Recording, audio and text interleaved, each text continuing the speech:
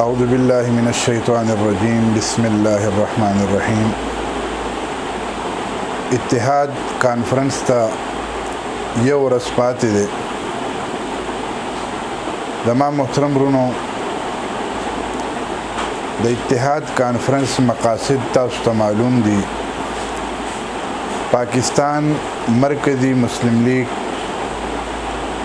دا عزم کړی دی چې څومره فریقین دي د دې موجوده کیفیت د پاکستان کې چې کوم سیاسي انتشار دا کیفیت جوړ دی چې څومره فریقین دي ان شاء الله موږ په یو پلیټ فارم باندې به جمع کوو او یو سټیج باندې به کینو.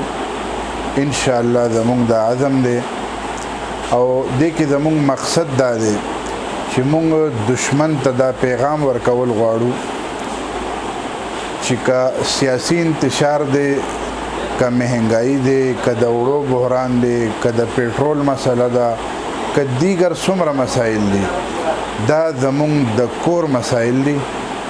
لیکن دشمن لپاره موږ ټول یو او موږ چاته دا اجازت نه ورکوو چې هغه زموږ اندروني معاملات کې مداخلت وکړي.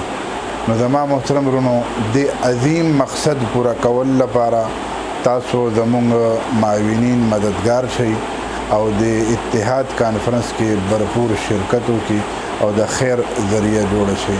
جزاک الله خیر واخر دعوانا ان الحمد لله رب العالمین. اتحاد کانفرنس 11 جون بروز اتوار شام 6 بجے FC چوک ڈینس پلازا صدر پشاور.